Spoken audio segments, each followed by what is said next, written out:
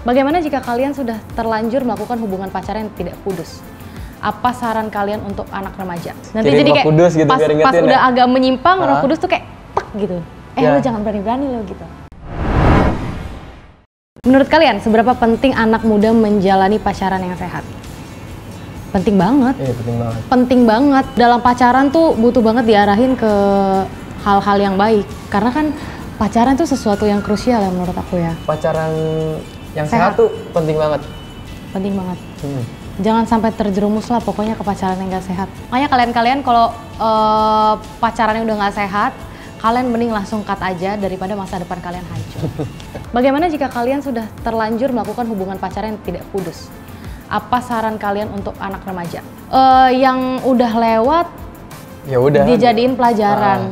Dijadiin pelajaran, dijadiin bahan evaluasi untuk diri sendiri, dan kedepannya ya jangan diulangi lagi gitu. Benar. Setuju. Dan jangan lupa untuk selalu minta pertolongan dari Tuhan, buat selalu ngingetin kalau misalnya udah menjurus ke arah yang situ, minta sama Tuhan kayak, Tuhan ingetin please, ingetin please. Ingetin please. Nanti Kirim jadi Roh kayak Kudus gitu, pas udah agak menyimpang, Roh Kudus tuh kayak tek gitu. Ya. Lo jangan berani-berani lo gitu. Dalam setiap hal yang sulit yang kalian jalani dalam sebuah hubungan, bagaimana Yesus hadir dalam kehidupan kalian? Ketika aku disakiti perasaannya oleh pasanganku, ketika aku dibuang gitu, aku selalu ceritanya pasti sama Tuhan Yesus dong. Di situ emang sih dalam hati ngerasa kayak dendam, kayak ngerasa wah nih orang nih, gitu rasanya.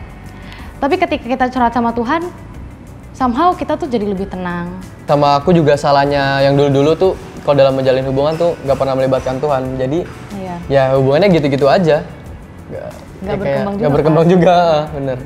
Apa arti Tuhan Yesus untuk kamu? Bukan hanya sebagai Bapa, tapi sebagai teman juga, dimana aku bisa menceritakan segala keluh kesah aku ketika aku merasa ngedown, ketika aku merasa aku sakit hati, atau ketika misalnya aku nggak mampu untuk memaafkan orang, aku pasti ceritanya sama Tuhan Yesus. Menurut aku, Tuhan Yesus itu sahabat. Semenjak aku udah mulai kayak saat teduh, udah mulai ya gitulah kayak baca-baca firman Tuhan, nggak tahu kenapa, tapi kalau aku merasa lebih damai aja gitu. Minta ke Tuhan tuh tolong bantu biar aku nggak terpuruk dalam keadaan itu terus. Move on agar aku bisa ngerelain, dan ya nggak tahu Tuhan kerja secara misterius aja sih, tiba-tiba kayak pada kayak besokannya kayak tiba-tiba kok aku udah kayak bisa ngerelain aja gitu. Kayak Tuhan tuh baik banget gitu. Buat Kak Yabes sendiri, ayat apa sih mungkin yang selalu jadi reminder kakak atau jadi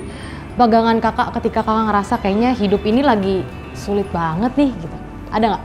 Ada dong pastinya. Ini ayat yang aku pakai setiap hari buat nguatin aku.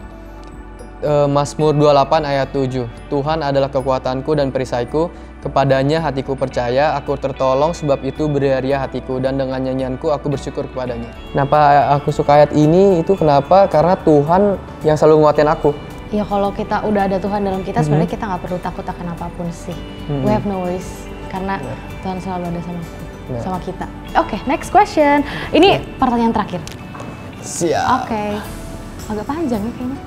Pesan apa yang ingin kamu sampaikan pada anak remaja yang merasa masa depannya hancur karena hubungan gak sehat atau gak kudus dengan pacarnya? Kalau dari aku ya jangan berlarut-larut dalam kesedihan kalian, jangan berlarut-larut dalam kesakitan kalian. Ingat kalian harus bangkit dan kalian punya masa depan yang cerah.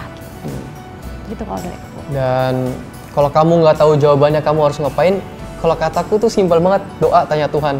Karena ya dari pengalaman aku kenapa bisa baru belakangan ini baru bisa move on, karena ya aku bawa dalam doa. Karena sebelumnya tuh aku nggak pernah bawa dalam doa gimana cara move on, tapi pas setelah aku saat teduh terus kalian doa gitu-gitu, baru deh aku bisa move on. Nggak tahu kenapa tiba-tiba move on.